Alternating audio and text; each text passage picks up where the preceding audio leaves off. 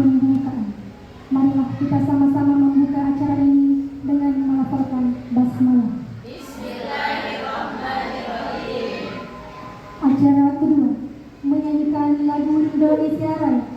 Hadirin dimohon berdiri.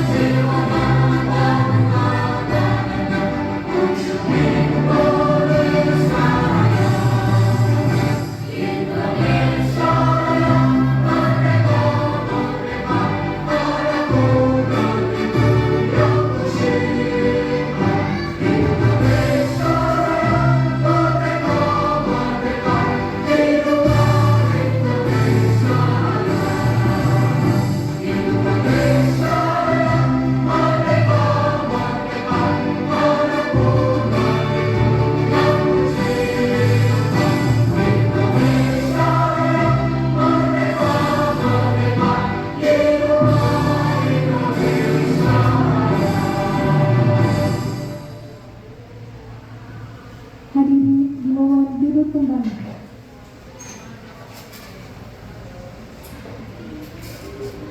Acara selanjutnya pengantar oleh kepala sekolah atau yang mewakili. Kepada Ibu Wahyuni SPD kami persilakan.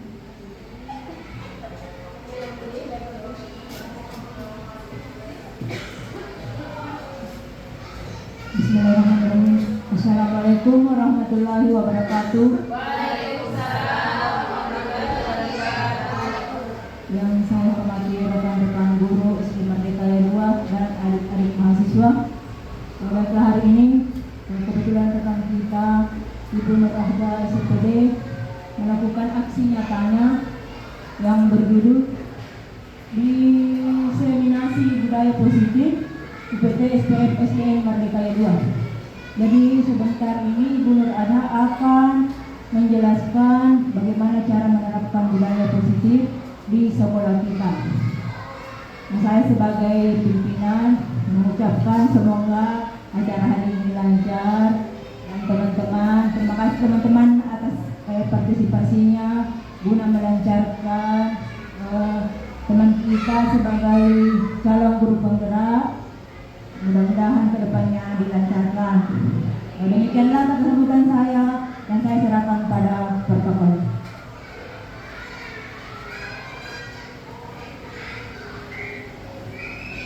Acara selanjutnya tibalah kita di acara inti atau kegiatan inti pada hari ini, yaitu diseminasi budaya positif UPT SPF SD Negeri Merdeka 2 yang dipaparkan langsung oleh Ibu Nur Ahda SPD. Kepadanya kami persilakan dengan hormat.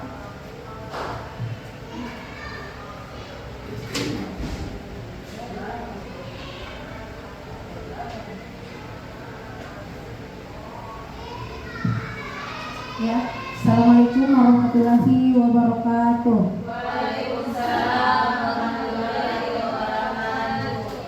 Yang terhormat Kepala Sekolah ya atau yang mewakili Ibu Wahyuni SPD, serta Bapak Ibu guru, mahasiswa, dan rekan-rekan semua. Terima kasih atas segala dukungan dan kerjasamanya selama ini sebagai calon guru penggerak Angkatan 9 Makassar. Nah, hari ini adalah saya akan mempresentasikan atau menyebarkan pemahaman tentang budaya positif di SDN Mardikaya 2 ini, di sekolah tercinta kita ini. Puji syukur kita panjatkan kehadirat Allah Subhanahu wa Ta'ala karena berkat dan rahmat-Nya lah sehingga kita masih diberi kesehatan dan kesempatan untuk berkumpul di tempat yang penuh sederhana ini. Salam dan salawat semoga tetap tercurah kepada Nabi Muhammad SAW, ya Nabi yang telah membawa kita dari alam kegelapan menjadi terang seperti sekarang ini. Oke, tanpa berlama-lama, marilah kita mulai acara kita ini. Selanjutnya buat trik. Oke, kita ber-ice breaking dulu sebelum masuk materi. Ice breaking dulu buat trik.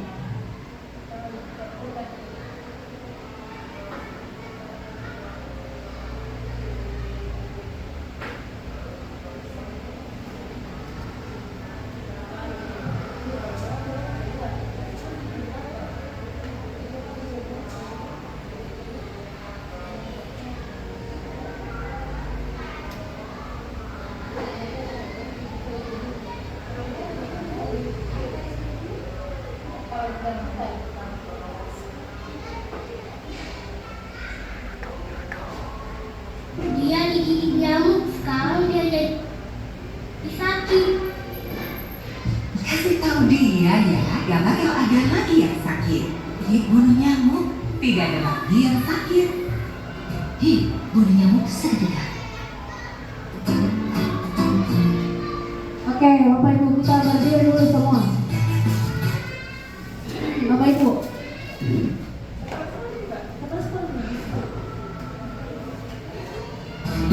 Oke.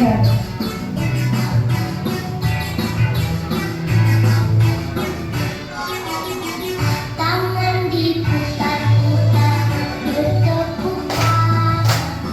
Tangan diputar-putar, peganglah bahu. Tangan diputar-putar, peganglah lutut. Digoyang-goyang, digoyang-goyang, digoyang-goyang. Tangan diputar-putar, bertepuk tangan. Tangan diputar-putar, peganglah bahu. Tangan diputar-putar, peganglah lutut. Digoyang-goyang, digoyang-goyang, digoyang-goyang. Diputar-putar, diputar ke atas. Diputar-putar, diputar ke bawah. Diputar-putar, diputar ke kanan. Diputar-putar, diputar ke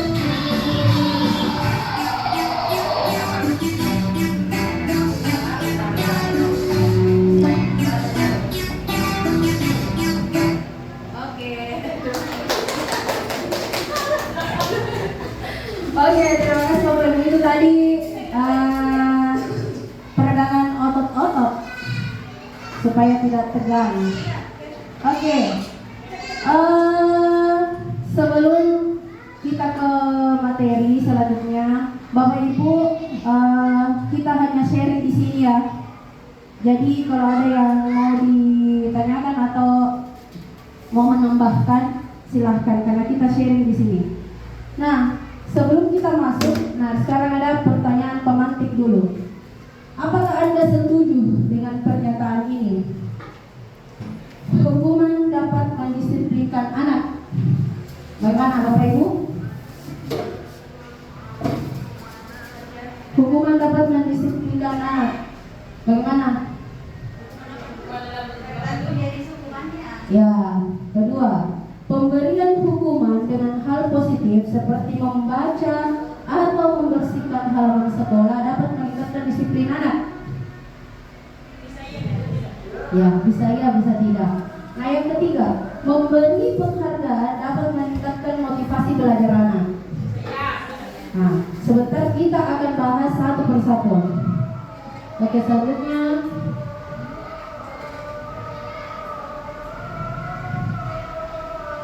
Nah, di sini budaya positif.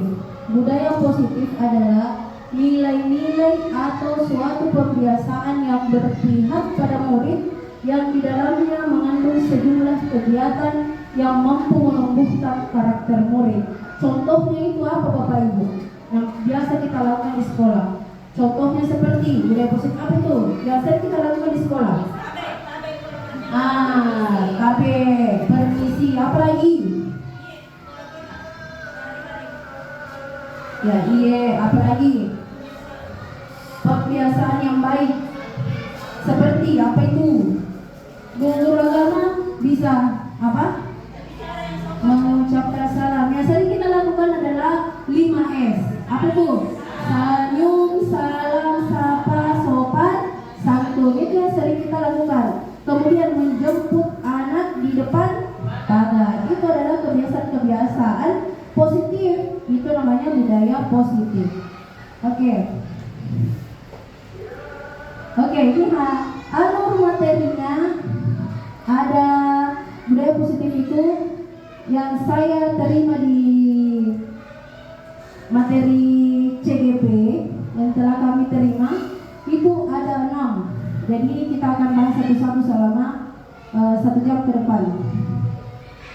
Yang pertama, disiplin positif dan nilai kebajikan universal.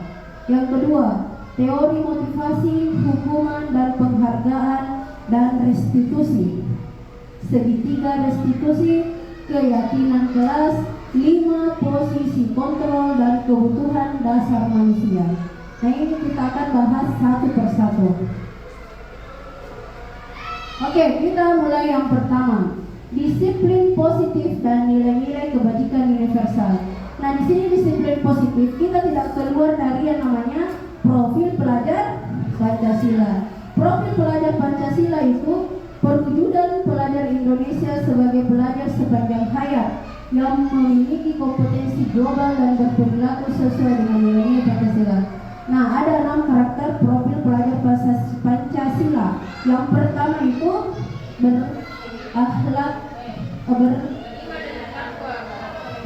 beriman, bertakwa kepada Tuhan Yang Maha Esa dan berakhlak mulia. Yang kedua, berkebinekaan global, bergotong royong, mandiri, bernalar kritis dan kreatif. Nah, inilah yang masuk dalam nilai-nilai kebajikan universal. Kita tidak keluar dari profil pelajar Pancasila.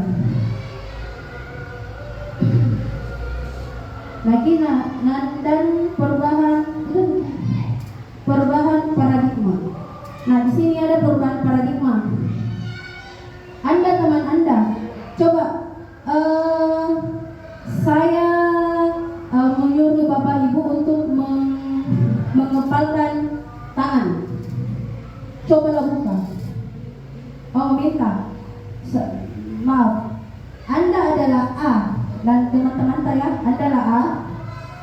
Tugas Anda adalah mengepalkan salah satu tangan Anda. Coba Anda bayangkan bahwa Anda menyimpan sesuatu yang sangat berharga di dalam tangan Anda. Anda perlu menjaga benda tersebut sekuat tenaga Anda karena begitu pentingnya untuk kehidupan Anda. Nah, tugas B atau di rekan Sampinta adalah mencoba dengan segala hal dengan sekuat tenaganya untuk membuka atau merayu teman tak. Silakan membujuk teman tak, bilang buka Ki, apa yang ada di situ. Silakan. Nah, membujuk sekuat tenaga Anda bagaimana? Apakah bisa dengan rayuan Anda, dengan menggodanya, menggelitiknya, apakah bisa dia buka? Bisa? Iya kan kita sendiri. Bisa? Oke, kita lanjut. Oke, ada pertanyaannya. Apakah Anda membuka kepalan tangan Anda? Apakah Anda membuka jika disuruh sama teman Kak? Jika diminta sama tidak. Apa alasannya? Karena itu adalah kemauan tersendiri toh. Jika kita tidak mau, ya sudah kita tidak mau karena itu adalah kemauan kita sendiri. Yang kedua, apakah Anda menutup kepala tangan Anda? Apakah Anda menutup kepala tangan Anda? Menutup. Apa alasannya? Menyimpan rahasia. Iya, menyimpan rahasia. Karena ada sesuatu yang penting di sini. Yang tidak ada orang ketahui. Sama dengan rahasia tersebutnya dipatah. Biasa ada di bocor. Dalam kegiatan ini sesungguhnya siapakah yang memegang kendali atau kontrol untuk membuka atau menutup kepala tangan? Iya, kita sendiri. Jadi itu kontrol ada pada diri sendiri. Jika kita tidak mau membuka, tidak terbuka karena itu adalah kemauan kita sendiri, kontrol kita sendiri. Seperti itu tanpa ada paksaan dari orang lain. Siapakah yang sesungguhnya memegang kontrol? Yang menutup kepala tangan, yang berusaha dengan segala cara untuk membuka kepala tangan rekannya. Jawabnya, tentu kita sendiri yang memegang kontrol atas kepala tangan kita. Apakah kita membuka atau menutup kepala tangan kita itu bergantung pada diri kita masing-masing, sesuai dengan kebutuhan dasar kita saat itu. Jadi bukan orang lain yang kontrol bilang buka kiri tanganmu, itu enggak. Jadi kita sendiri yang kontrol apa yang kita mau.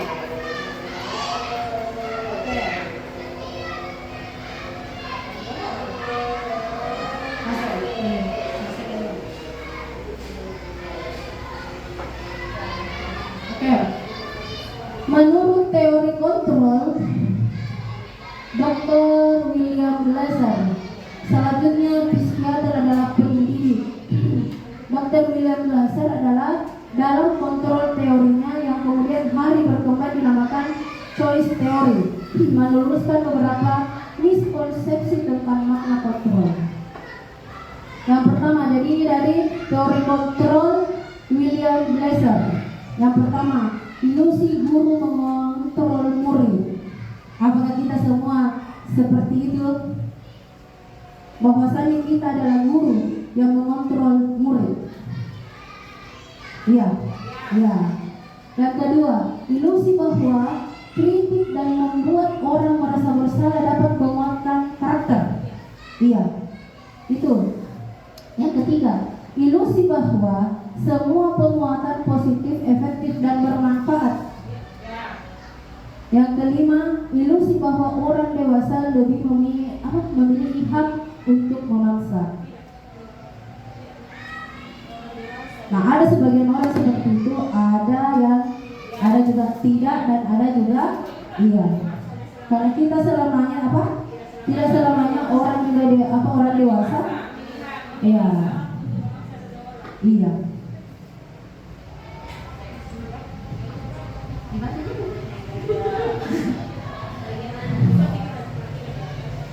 Seperti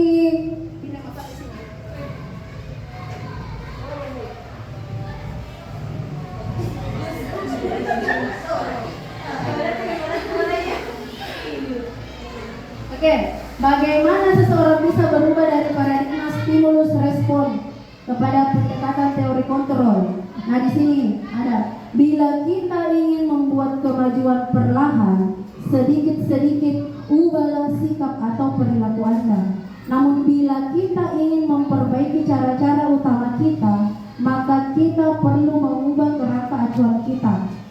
Ubahlah bagaimana Anda melihat dunia, bagaimana Anda berpikir tentang manusia. Ubahlah paradigma Anda, skema pemahaman dan penjelasan aspek-aspek tertentu tentang realitas. Jadi ini kutipan dari Stephen R. Covey.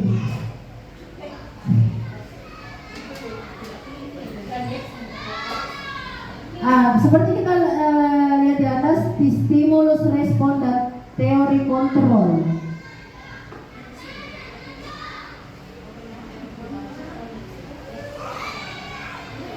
Kalau stimulus respon itu Realitas kebutuhan kita sama. Kalau teori kontrolnya itu realitas kebutuhan kita berbeda kenyataannya. Dan kedua, semua orang melihat hal yang sama. Dan teori kontrol itu tidak semua orang melihat hal yang sama. Misalkan si A melihat sesuatu yang berbeda dari B. Ketiga, kita mencoba mengubah orang agar berpandangan sama dengan kita. Kontrol teorinya itu kita berusaha memahami pandangan orang lain tentang dunia. Seperti itu. Oke, lanjut. Oke, disiplin positif. makna disiplin. Dalam budaya kita, makna kata disiplin dimaknai menjadi sesuatu yang dilakukan seseorang pada orang lain untuk mendapatkan kepatuhan. Bapak pendidikan kita, Ki Hajar Dewantara, menyatakan bahwa di mana ada kemerdekaan, disitulah harus ada disiplin yang kuat. Disiplin yang dimaksud adalah disiplin diri yang memiliki motivasi internal.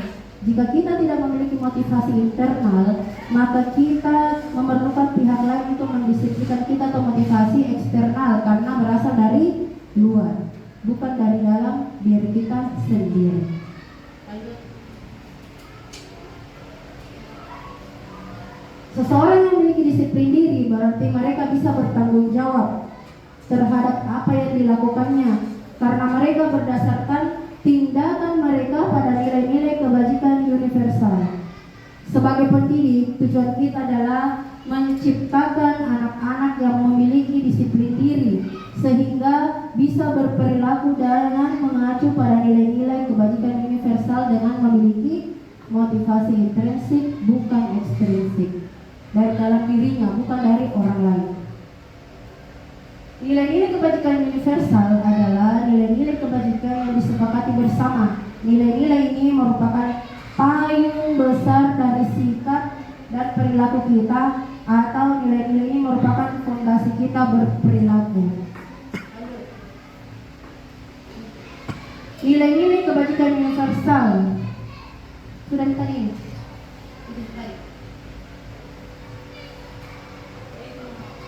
Nilai-nilai kebajikan universal bersifatnya sifat-sifat positif manusia yang bertujuan mulai yang ingin dicapai setiap individu. Nilai-nilai tersebut bersifat universal dan lintas bahasa, suku, bangsa, agama maupun latar belakang setiap perilaku. Dengan mengaitkan nilai-nilai kebajikan dengan profil pelajar Pancasila, maka motivasi seseorang akan terbangun sehingga menggerakkan motivasi dari dalam untuk mencapai tujuan mulia yang diinginkan. Diane Bose.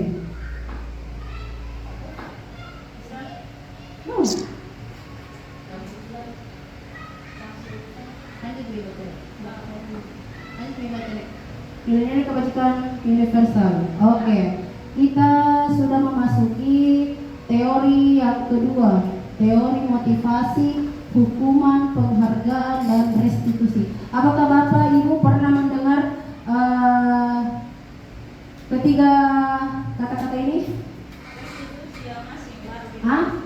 Iya, restitusi yang baru kita dengar. Iya. Sebelumnya, sebelum kita lanjut, ada yang ingin ditanyakan tentang disiplin positif tadi? Enggak nih? Ada? Oke, kita lanjut. Motivasi perilaku manusia. Sebagai seorang guru, saat Anda hadir mengajar di kelas tepat waktu, motivasi apakah yang mendasari tindakan Anda? Kira-kira apa Bapak Ibu? Yang mendasari apakah yang mendasari tindakan kita untuk tepat waktu dalam sekolah? Kira-kira apa Bapak Ibu? Rindu pada murid. Ya, yang pertama rindu pada murid. Apalagi? Kewajiban pada murid. Bertanggung jawab. Bertanggung jawab. Iya.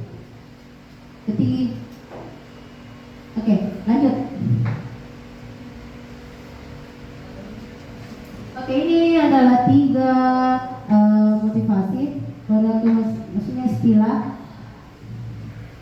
Kita motivasi tak datang ke sekolah untuk menghindari ketidaknyamanan atau hukuman. Yang kedua, untuk mendapatkan imbalan atau penghargaan dari orang lain.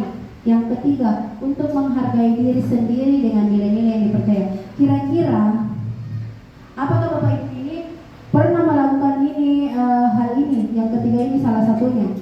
Misalkan datang tepat waktu, menghindari ketidaknyamanan atau hukuman. Pernah ini nomor 1? Enggak Jito? Enggak Jito. Yang kedua, untuk mendapatkan imbalan atau penghargaan diri dari orang lain. Misalkan, mau datang cepat datang deh saya supaya kasih ini penghargaan kepala sekolah atau imbalan dari orang lain.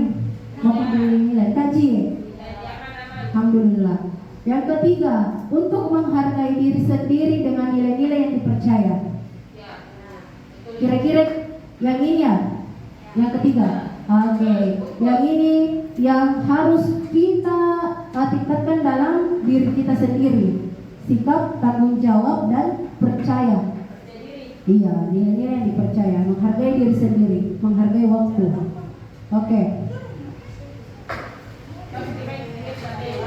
Oke, di depan teori motivasi perilaku manusia. Nah, yang pertama di sini, untuk menghindari ketidaknyamanan atau hukuman, itu adanya motivasi eksternal atau motivasi dari luar diri. Misalkan, apa yang terjadi apabila saya tidak melakukannya? Nah, itu motivasi eksternal dari luar diri yang tidak, untuk menghindari ketidaknyamanan. Nah, yang kedua, untuk mendapatkan imbalan dari orang lain atau institusi, itu motivasi eksternal. Apa yang akan saya dapatkan apabila saya melakukannya? Nah, yang ketiga, untuk menghargai diri sendiri. Nah, motivasi internal ini motivasi dari dalam diri ta. Tujuan disiplin positif ta. Saya akan menjadi orang yang seperti apa bila saya melakukannya. Kira-kira mau jadi orang apa? Orang yang seperti apa bila kita melakukannya? Motivasi internal tak? Seperti itu. Oke, di sini ada hukuman atau konsekuensi. Hukuman atau konsekuensi. Ya, konsekuensi. Di sini ada, kita lihat sih Kak. Dilihat sih. Oke. Nah, di sini mencatat 100 kali di dalam buku kalimat saya tidak akan terlambat lagi karena terlambat ke sekolah. Hukuman atau konsekuensi? Bapak Ibu, bagaimana tidak? Hukuman atau konsekuensi? Hukuman. Sebentar, kita jelaskan yang mana itu hukuman dan konsekuensi. Yang kedua, membersihkan coret yang dibuatnya di meja tulis. Hukuman atau konsekuensi? Konsekuensi. Murid diminta untuk push up 15 kali karena tidak menggunakan masker ke sekolah. Hukuman. Berdiri di depan kelas sambil mengangkat kaki satu karena tidak bisa menjawab pertanyaan. Hukuman atau konsekuensi? Konsekuensi. Terlambat hadir di pembelajaran daring 15 menit dan diminta untuk tinggal 15 menit sesudah kelas usai untuk membahas ketinggalan pembelajaran. Hukuman atau konsekuensi? Hukuman atau konsekuensi? Hukuman. Oke, kita lanjut. Kita bahas sebentar. Ini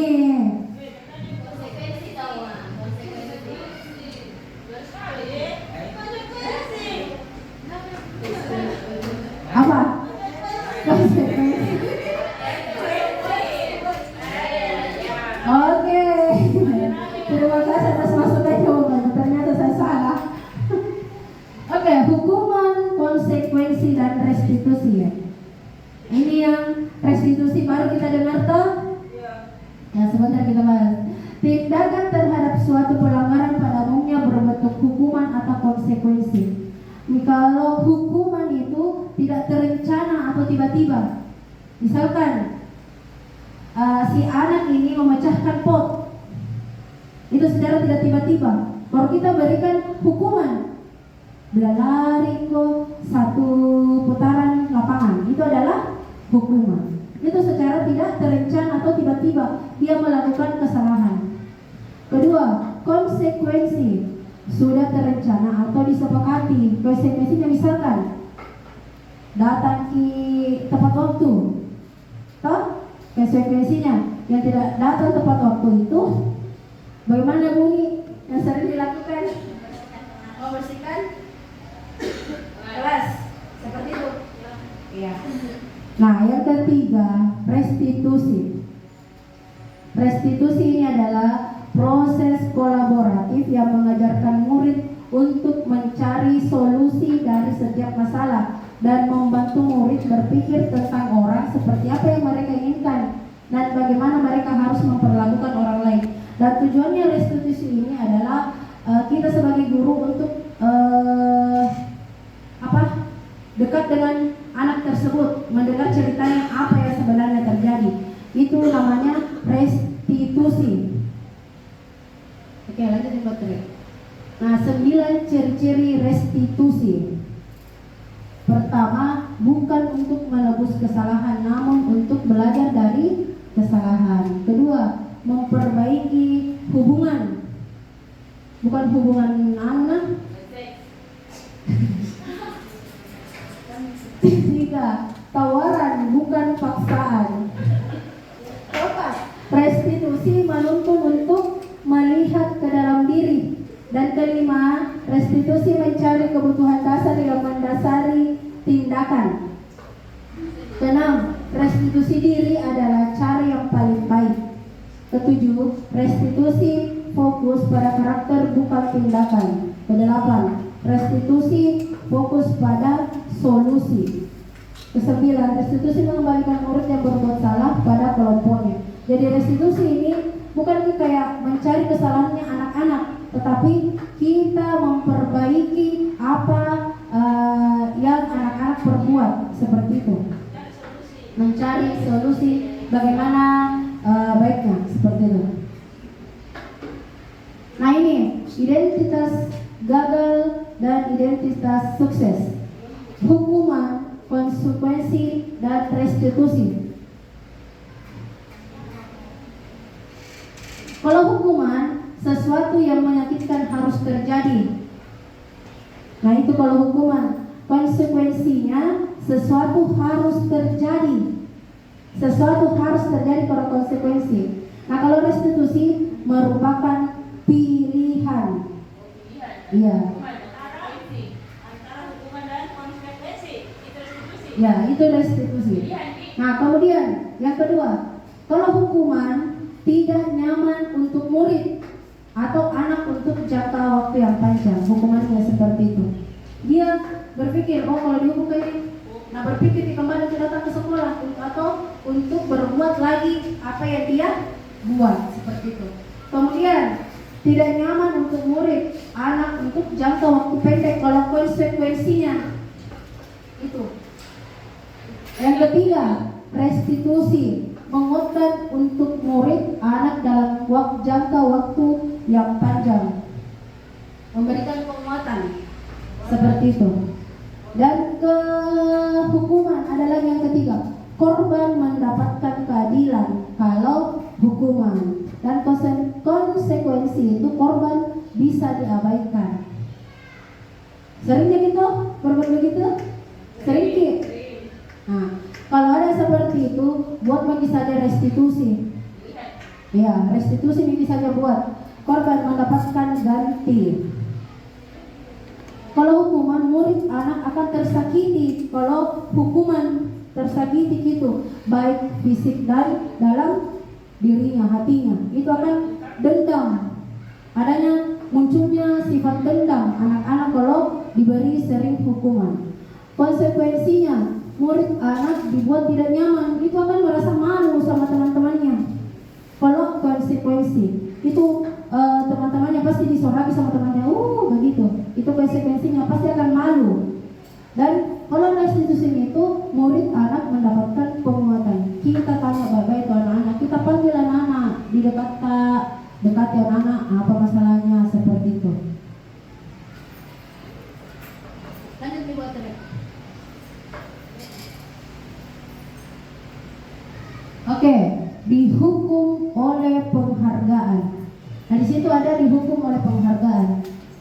Saat kita berulang kali menjanjikan hadiah kepada anak-anak agar berperilaku tanggung jawab, atau kepada seorang murid agar mempelajari sesuatu yang baru, atau kepada seseorang karyawan agar melakukan pekerjaan yang berkualitas, kita sedang berasumsi mereka tidak dapat melakukannya atau mereka tidak akan membeli untuk melakukannya. Saya bertanya Bapak Ibu, kira-kira penghargaan itu baik untuk anak atau tidak?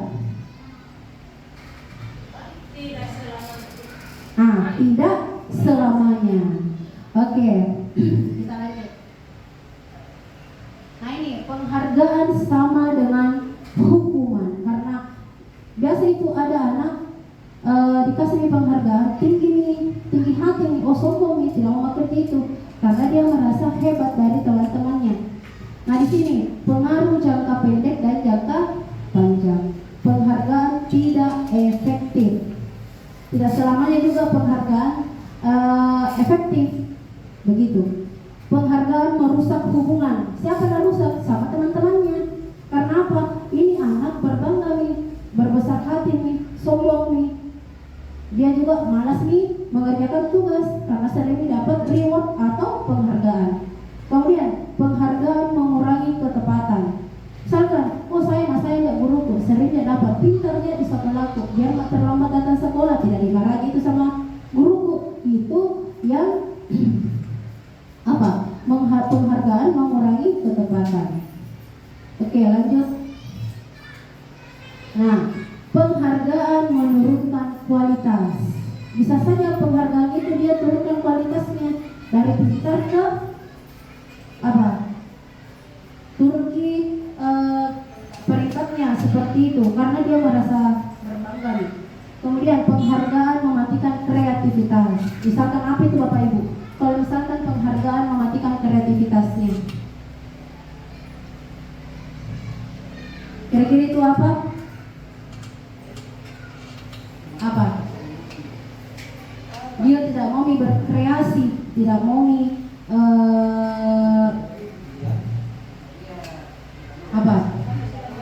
Ya, karena sudah merasa hebat itu. Karena itu penghargaan menghukum. Itu penghargaan menghukum. Oke, lanjut buat tadi. Nah, ini kita bahas satu-satu. Penghargaan tidak efektif. Ini yang sering mungkin kita lakukan, mungkin saya juga sering. Jika kita memberikan seseorang suatu penghargaan untuk melakukan sesuatu, maka kita harus terus-menerus memberikan penghargaan itu jika kita ingin orang tersebut meneruskan perilaku yang kita inginkan. Jadi kita memberikan seseorang terus-menerus penghargaan. Begitu. Kedua,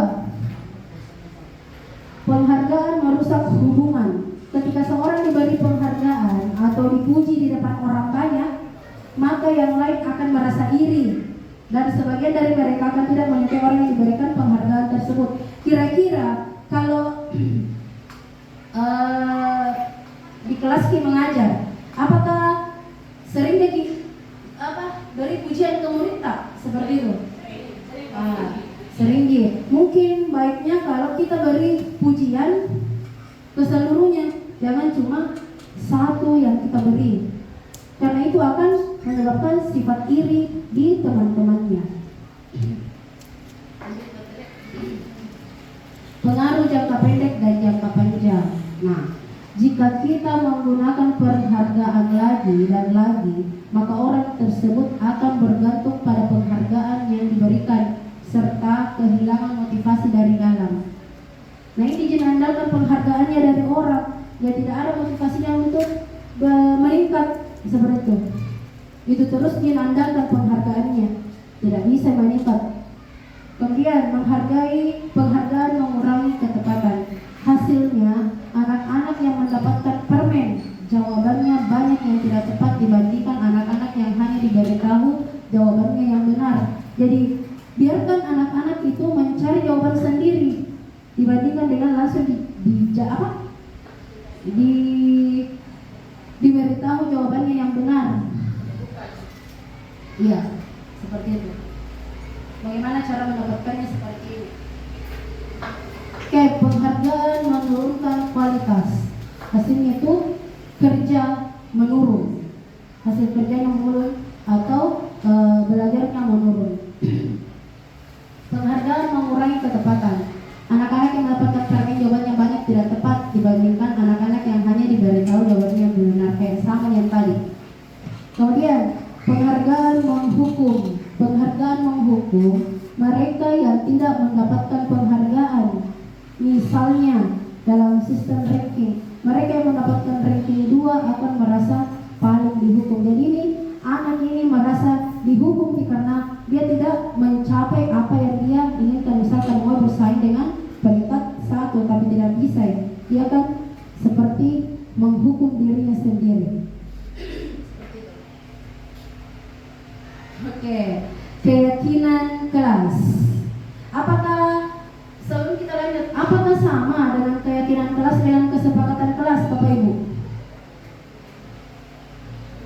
Sama tidak keyakinan dan kesepakatan? Beda. Kalau keyakinan kelas itu mengandung nilai-nilai kebajikan di dalamnya. Kalau kesepakatan kelas apa itu? Apa kalau kesepakatan kelas? Bisa Ibu Rosnani? Kalau kesepakatan kelas, contohnya apa kalau kesepakatan kelas? Iya. Sesuatu yang bersifat aturan itu kesepakatan. Kalau keyakinan yang terkandung dalam nilai kebajikan di dalamnya, seperti itu. Misalkan kita membuat kesepakatan kelas. Apa contohnya dulu? Satu, kesepakatan kelas. Saling membantu. Kira-kira nilai kebajikan di dalamnya apa itu? Atau keinginan kelasnya apa? Misalkan tuh datang tepat waktu, itu kan kesepakatan. Kalau keyakinan itu apa keyakinan di dalamnya? Kayak saling misalkan disiplin, itu namanya keyakinan disiplin. Atau misalkan kesepakatan tak beda ya. Kalau kesepakatan itu aturan-aturan dalam sekolah, kalau keyakinan kebajikan, iya, tapi masing-masing mengandung kebajikan. Itu bedanya. Cuma kalau keyakinan begini, dia misalkan keyakinan, lanjut lagi dulu ada di situ. Mengapa keyakinan kelas? Mengapa tidak peraturan kelas saja? Kira-kira apa jawabannya? Kalau peraturan biasanya itu yang buat. Bisa dilanggar kok kalau peraturan. Kalau Keyakinan kelas, kan itu diyakini. Kan apa yang kita yakini dalam hati tak? Oh yakin sih. Seperti itu. Kalau peraturan kan masih bisa dilanggar. Oke, pembentukan keyakinan sekolah atau kelas. Keyakinan kelas bersifat lebih abstrak daripada peraturan yang lebih rinci dan konkret. Keyakinan kelas berupa pernyataan-pernyataan universal, nilai-nilai universal di dalamnya. Kemudian, pernyataan keyakinan kelas senantiasa dibuat dalam bentuk positif. Keyakinan, misalkan tidak tepat waktu, itu tidaknya kita hilangkan. Iya, itu yang dimaksud. Misalkan toh kita buat tidak tepat waktu, kalimat positifnya apa? Tepat waktu. Itu. Ini kebajikan yang ada dalam di situ. Disiplin, seperti itu. Tidak makan di dalam kelas. Nilai positifnya apa? Makan pada saat istirahat. Apa nilai kebajikan yang ada di dalamnya? Bisa juga menjaga kebersihan, menghormati toh, begitu. Keyakinan kelas hendaknya tidak terlalu banyak sehingga mudah diingat dan dipahami oleh semua warga sekolah. Oleh kesadaran kelas tak kayak aturan itu. Apa?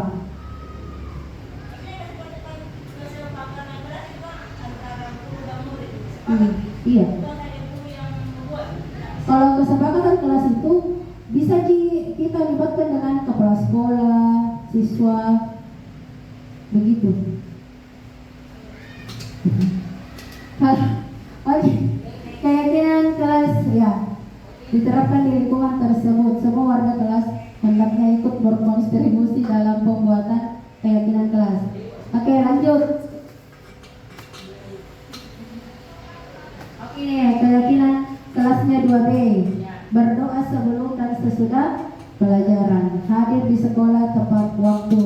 Melaksanakan piket kelas sesuai jadwal. Menjaga kebersihan kelas dan sekolah. Berperilaku sopan dan santun. Jadi ada dua. Kalau mungkin Bapak dan Ibu guru wali kelas bisa dibuat di kelas tak kesepakatan kelas dan keyakinan kelas. Seperti itu. Bungkus. Ini kelas 2B yang saya ajar cara membuat keyakinan kelas. Jadi kita berdiskusi apa yang harus kita yakini dulu. Jadi itu terbentuk tadi keyakinan kelas. Oke, lanjut. Kebutuhan yang keempat, kebutuhan dasar manusia.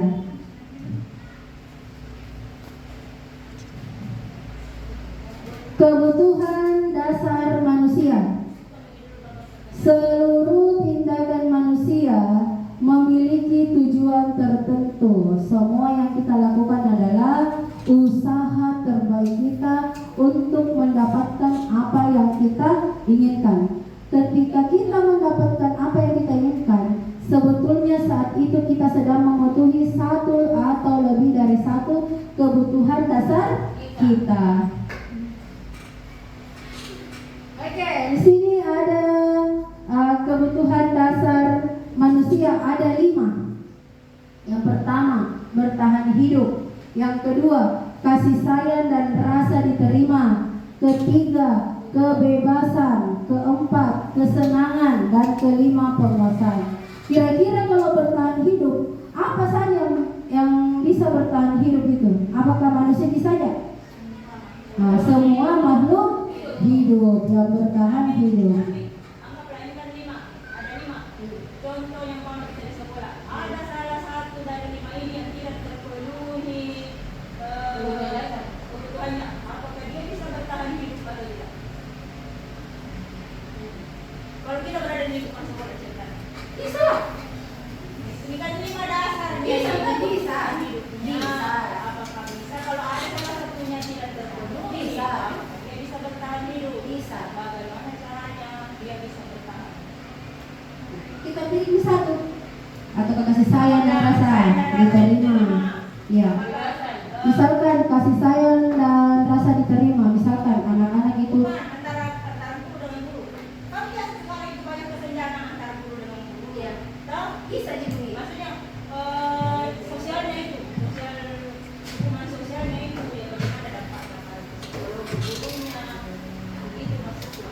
Bagaimana dia bisa mempertahankan, dia bisa bertahan hidup di lingkungan sekolahnya itu bisa. Bagaimana caranya? Dengan menyelesaikan masalah yang ada. Begitu musyawarah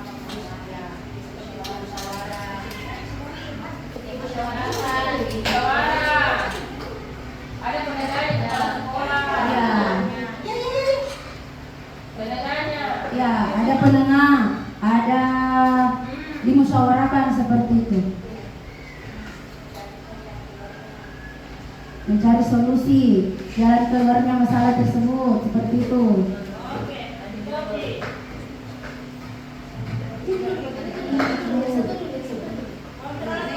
Kalau misalkan dengan guru dan siswa kasih sayang dan rasa diterima itu seperti apa?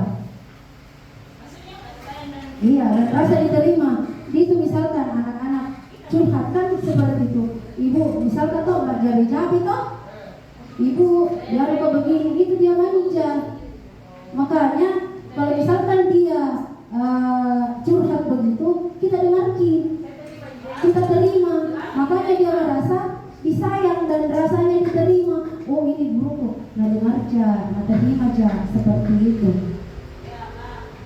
Kemudian kebebasan.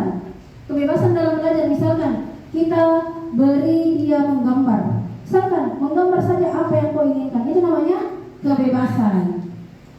Keempat, kesenangan. Nah, mana itu kira-kira kesenangan dalam belajarnya Bapak Ibu? Kira-kira yang mana? Misalkan jika kita lihat murid tidak mau kerja tugasnya, itu ya memberikan ice breaking di tengah-tengah pembelajaran, kasih bernyanyi, tepuk-tepuk supaya dia meningkatkan rasa belajarnya lagi, semangatnya lagi, seperti itu. Kemudian penguasaan. Kira-kira itu kalau penguasaan seperti apa? Ya, menguasai kelas. Berasa?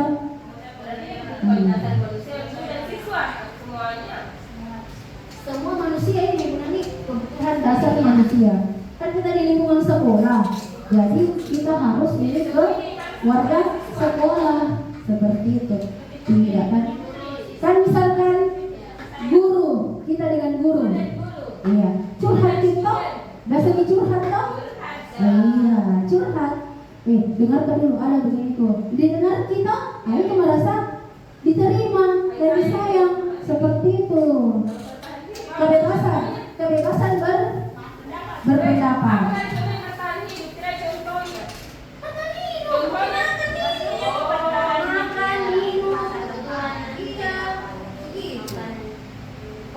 Kalau Tidak makan, tidak ada minum, bisa tidak bertahan. Kan selalu dipakai tuh di sekolah. Oke, posisi kontrol. Oke, lanjut.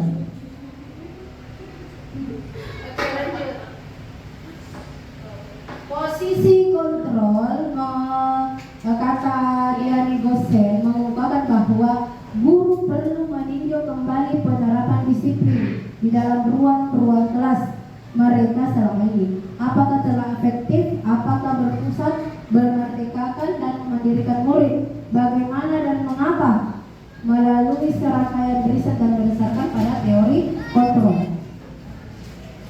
Gosen berkesimpulan ada 5 posisi kontrol yang diterapkan seorang guru, orang tua ataupun atasan dalam melakukan kontrol. Kelima posisi kontrol tersebut adalah guru sebagai penghukum, guru sebagai pembuat rasa bersalah, teman, pemantau, dan manajer. Itu. Nah, kita akan bahas satu-satu ini. Mana itu penghukum, pembuat rasa bersalah, teman, pemantau, dan manajer. Nah, ini guru penghukum. Apakah kita di dalamnya sebagai guru penghukum atau guru sebagai manajer, teman, dan lain-lain? Oke, seorang penghukum bisa menggunakan hukuman fisik maupun verbal. Orang-orang yang menjalankan posisi penghukum senantiasa mengatakan bahwa sekolah memerlukan sistem atau alat yang dapat lebih menekankan murid-murid lebih dalam lagi. Guru-guru yang menerapkan posisi penghukum akan berkata, patuhi aturan saya atau awas. Kedua, kamu selalu saja salah. Itu selalu kita ucapkan. Sebelum sebenarnya perahannya ada satu cara pembelajaran yang biasa, yaitu cara dia. Misalkan kita sering ucapkan toh, kenapa mau kosen? Awas kok, kalau tidak mau kerja itu, kuhukum. Itu sering kita lontarkan dalam mulut kita toh, awas kok, kuhukum kalau tidak berbaris, kuhukum kalau tidak kerjakan. Itu adalah guru penghukum. Mudah-mudahan kita sama-sama belajar. Saya juga masih belajar, jadi kita sama-sama belajar untuk menjadi guru yang diinginkan oleh anak murid kita. Oke, yang kedua.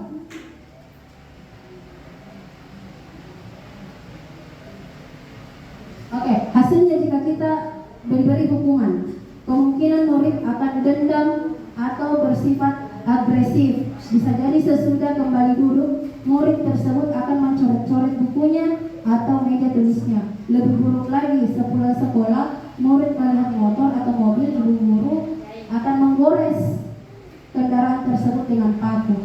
Jadi biasa itu hukuman bisa menyakitkan Bisa saja ki kendaraan karena kasih kempes ki seperti itu dia akan dendam. Nah itu. Iya. Kedua. Iya. Kedua, guru pembuat merasa bersalah. Pada posisi ini biasanya guru akan bersuara lebih lembut kayak ibu Fatah. Pembuat rasa bersalah akan menggunakan keheningan yang membuat orang lain merasa tidak nyaman, bersalah atau rendah diri. Kata-kata yang keluar dengan lembut seperti ibu sangat kecewa sekali dengan kamu nak. Ya lembut tapi masuk di hatinya. Bang, berapa kali Bapak harus memberitahu kamu? Biasa berapa kali aku bilang itu? Tidak ada telinga kata? Itu. Seperti itu. Berarti ada terulang-ulang seperti itu. Tidak ada telinga kata? Tidak mendengar kita? Itu yang sering kita lakukan. Kita adalah guru pembuat merasa bersalah. Jadi kalau anak merasa, ini guru masalah terus ki. Seperti itu. Hasilnya murid akan merasa bersalah. Bersalah telah mengecewakan ibu atau bapak gurunya. Murid akan merasa menjadi orang yang gagal jika tidak sanggup membahagiakan orang lain. Kadang-kadang sikap seperti ini lebih berbahaya dari sikap penghukum, karena emosi akan tertanam rapat di dalam. Murid menahan perasaan, tidak seperti murid dengan guru penghukum, di mana murid bisa menumpahkan amarahnya walaupun dengan cara negatif. Murid tertekan seperti ini yang tiba-tiba bisa meletus amarahnya dan bisa menyakiti diri sendiri atau orang lain. Jadi kalau murid yang pendiam itu sering dilihat tuh, kalau pendiam sekali itu tiba-tiba marah, dia akan menghancurkan sesuatu. Seperti itu yang kita dapat di murid ini di sekolah kita. Kemudian guru sebagai teman. Guru sebagai teman. Nah, guru pada posisi ini tidak akan menyakiti murid, namun akan tetap berupaya mengontrol murid melalui persuasi. Posisi teman pada guru bisa negatif ataupun positif. Positif di sini berupa hubungan baik yang terjalin antara guru dan murid. Misalnya, ayo bantulah demi Bapak. Kedua, ya sudah, kali ini tidak apa-apa, nanti ibu bantu bereskan. Seperti itu. Kalau teman, sering dikisih tahu seperti teman? Iya, sering. Iya, sering. Oke, lanjut materi. Nah, hasilnya di sini murid akan senang dan akrab dengan guru. Ini termasuk dampak yang positif. Hanya saja di sisi negatifnya, murid tergantung pada guru tersebut. Bila ada masalah, dia merasa bisa mengandalkan guru tersebut untuk membantunya. Akibatnya dari posisi teman akan berbuat sesuatu bila yang menyuruh adalah guru yang tersebut. Dia tidak mau disuruh kalau bukan gurunya. Apa? Sebentar, ada. Kemudian lanjut buat kerek. Guru pemantau, kita lanjutkan dulu. Guru pemantau, yang mana ada kira-kira itu? Guru pemantau. Dari pemantau berdasarkan peraturan dan konsekuensi. Dengan menggunakan sanksi atau konsekuensi, kita dapat memisahkan hubungan pribadi kita dengan murid sebagai seseorang yang menjalankan posisi pemantau. Pertanyaannya juga seseorang pemantau adalah, peturunnya apa? Apa yang telah kamu lakukan sebelum itu? Itu kalau dia melakukan kesalahan seperti itu. Seseorang pemantau sangat mengandalkan penghitungan catatan data yang dapat digunakan sebagai bukti atas perilaku seseorang. Jadi dia tidak langsung menjudge anak itu, tapi dia lihat bukti dulu berapa kali dia lakukan kesalahannya seperti itu. Tapi dia dihubungi dengan bukti seperti foto, catatannya, catatan guru, apa yang anak tersebut lakukan. Itu adalah pemantau, guru pemantau. Nah, lanjut nih buat Rek.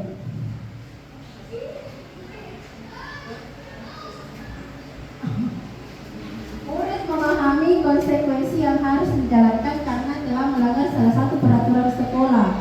Guru tidak menunjukkan suatu emosi yang berlebihan, menjadi marah atau membuat merasa berbuat salah.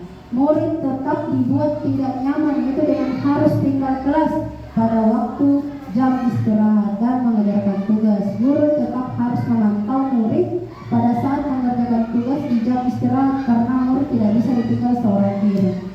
Begitu. Nah, guru sebagai manajer. Yang mana dibilang manajer? Sebagai penengah. Posisi terakhir manajer adalah posisi di mana guru berbuat sesuatu bersama dengan murid. Mempersilahkan murid mempertanggungjawabkan perilakunya, mendukung murid agar dapat menemukan solusi atau permasalahannya. Nah, ini kalau manajer dari kelima teori kontrol yang mana kan termasuk Bapak Ibu? Penghukum, pemantau, merasa bersalah, manajer atau sebagai teman. Yang mana kira-kira Bapak Ibu yang menjadi anggota di atas? Ada semuanya. Iya, semuanya. Penghukum, berbuat salah, sebagai teman, pemantau dan manajer, ada semua di kita. Iya, ada semua di kita. Seorang manajer akan berkata, apa yang kita yakini? Jika kamu memperbaiki ini, hal ini menunjukkan apa tentang dirimu. Nah, ini yang bagus untuk manajer itu di restitusi. Tugas seorang manajer bukan untuk mengatur perilaku seseorang. Kita membimbing murid untuk dapat mengatur dirinya. Seorang manajer bukannya memisahkan murid dari kelompoknya, tetapi mengembalikan murid tersebut ke kelompoknya dengan lebih baik dan kuat. Sebagai penengah, kalau misalkan ada yang berkelahi siswa, jangan salah bagi salah satunya, oh gara-gara kaum itu, siapa salah? Begitu. Tapi kita sebagai penengah antara murid tak, begitu. Sering dilakukan toh? Ya, alhamdulillah. Hasilnya murid menyadari dirinya apa yang menjadi kesalahan yang telah dia lakukan atau keyakinan kelas yang dia langgar. Jadi sama-sama dibuat keyakinan kelas dan kesepakatan kelas di kelas tak, supaya jika anak ada yang melanggar, kita lihat kan di situ, itu keyakinan kelas yang kita buat apa? Coba apa yang melanggar dari keyakinan kelas kita, seperti itu, supaya dia merasa, oh ini yang salah, yang ini. Oke, lanjut.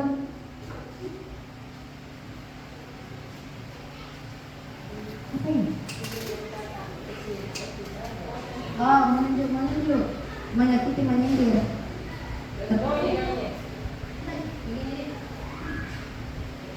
Oh ya, lanjut nih. Oke, segitiga restitusi. Yang terakhir, segitiga restitusi. Apa itu restitusi?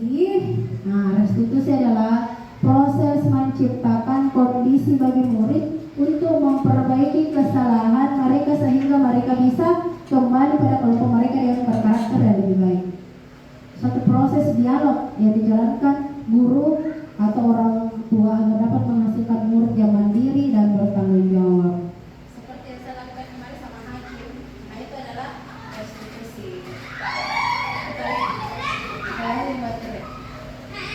Ciri-ciri restitusi. Restitusi bukan sekaligus kesalahan, namun belajar dari kesalahan. Restitusi memperbaiki hubungan. Restitusi adalah tawaran, bukan penawaran, bukan paksaan. Restitusi menuntut untuk melihat ke dalam diri. Restitusi mencari kebutuhan dasar yang mendasari tindakan. Restitusi diri adalah cara yang paling baik. Restitusi fokus pada karakter, bukan tindakan. Jadi dia bukan tindakan, tapi karakternya anak-anak.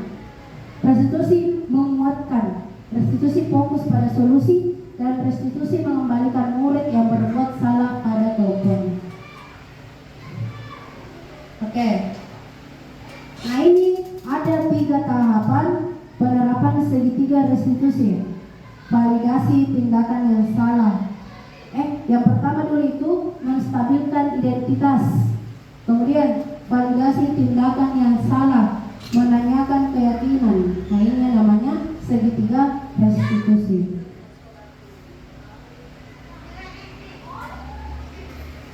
Bagaimana tahapan penerapan segitiga restitusi? Yang pertama, menstabilkan identitas. Berdasarkan prinsip membuat kesalahan adalah bagian dari proses pembelajaran. Misalkan menstabilkan identitas. Misalkan anak berbuat salah. Berbuat salah itu tidak apa-apa, nak. Itu namanya menstabilkan identitas. Hal yang biasa yang kita lakukan gitu. Kalau validasi tindakan yang salah, kira-kira apa yang kita buat sehingga ibu panggil seperti itu namanya validasi tindakan yang salah. Menanyakan keyakinan, misalkan kira-kira kalau terlambat keyakinan kelas apa yang kita sudah langgar, seperti itu. Murid akan beri pertanyaan-pertanyaan bermakna untuk memunculkan motivasi secara intrinsik, mampu mengaitkan keyakinan dengan tindakan yang salah. Oke, kasus 1. Rara tidak diterima pekerjaannya, selalu dicontek oleh temannya, ia marah dan tidak dapat menahan emosinya. Ini kasus 1.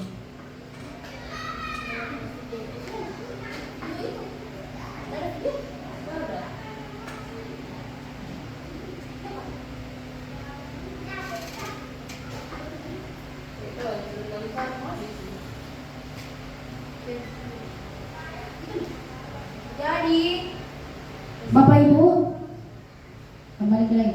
Jadi kalau Bapak Ibu bisa kita gunakan ini yang namanya segitiga restitusi di sekolah kita, atau di dalam kelas Pak.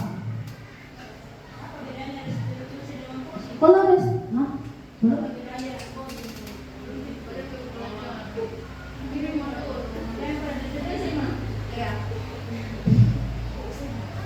Oke, itu. Jadi bisa tidak kita gunakan segitiga restitusi ini dalam anak-anak tanpa menghukum, tanpa memberikan konsekuensi. Bisa.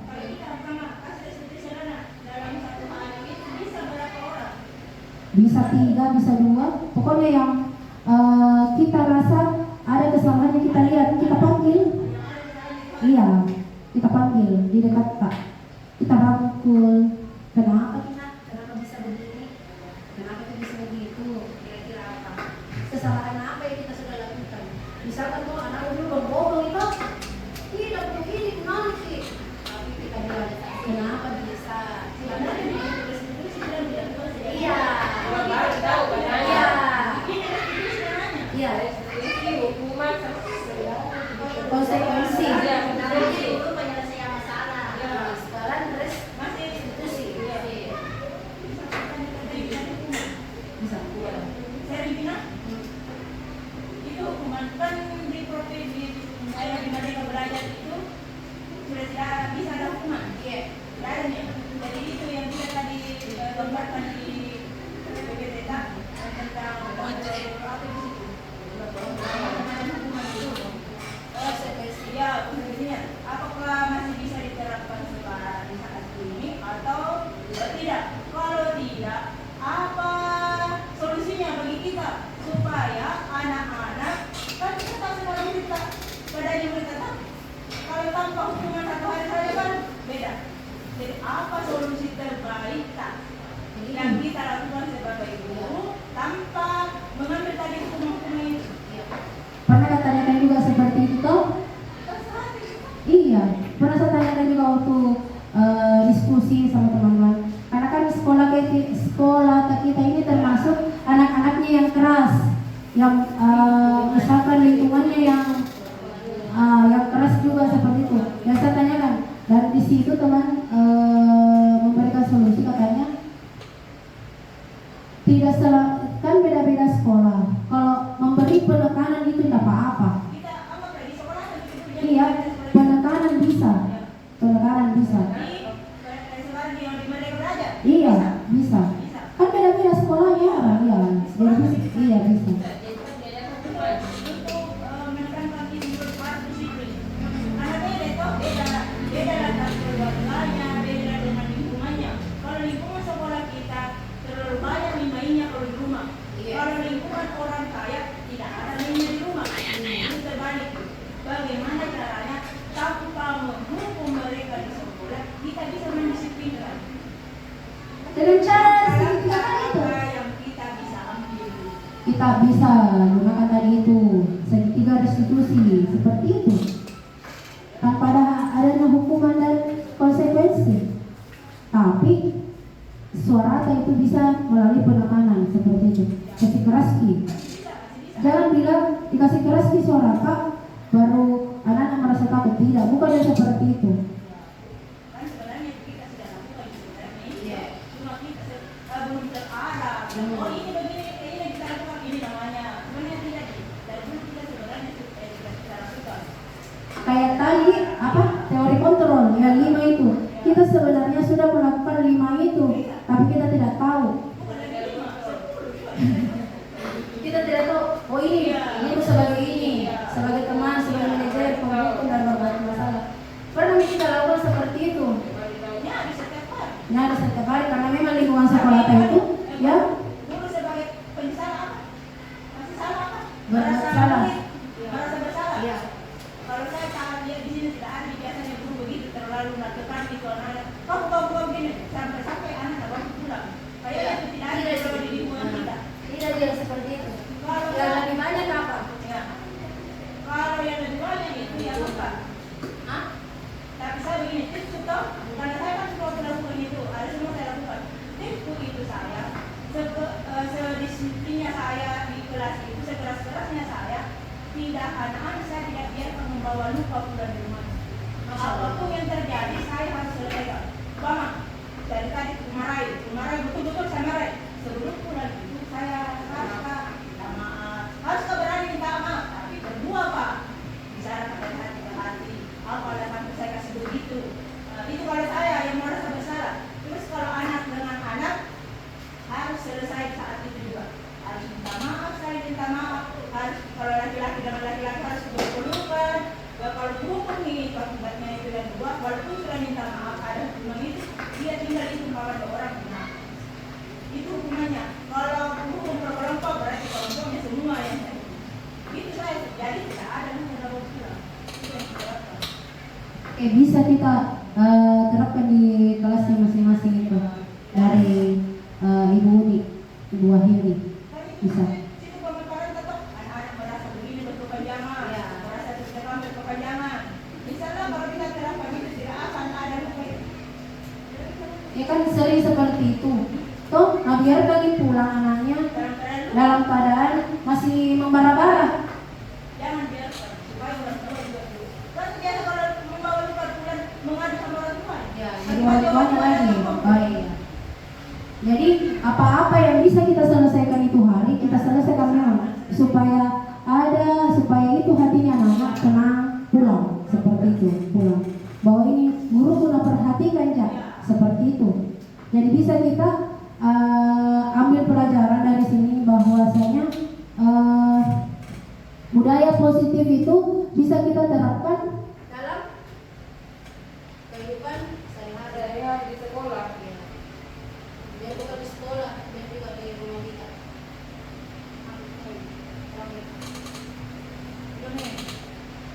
Oke, sebagai kesimpulan Bapak Ibu, budaya positif di sekolah sangatlah penting untuk mengembangkan anak-anak yang memiliki karakter yang kuat sesuai profil pelajar Pancasila. Untuk mewujudkan hal ini, diharapkan semua warga sekolah agar memiliki meyakini dan menerapkan visi atau nilai-nilai kebajikan yang disepakati. Dan jika suatu saat ada kondisi di mana murid berperilaku tidak pantas atau melanggar keyakinan kelas, maka perlu dijalankan pendekatan disiplin positif yang dinamakan segitiga restitusi seperti itu.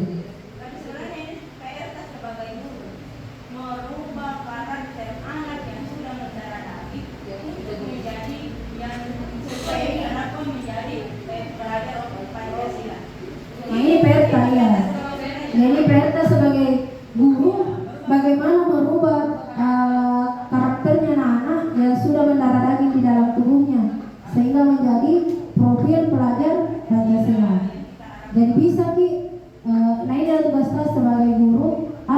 kolaborasi, harus bekerja sama. Bagaimana bisa anak itu mengubah karakternya, gitu yang menjadi kita selanjutnya untuk PR selanjutnya seperti itu.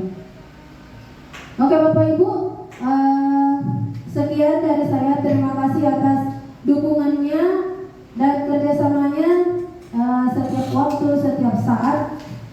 Terima kasih. Cukup di sini. Assalamualaikum warahmatullahi wabarakatuh. Kemarin saya tak pernah kita bicara di situ baru potong. Ya, penyebaran itu yang baik positif. Yang pertama yang bukan fotokan. Ambil gambar saja ya.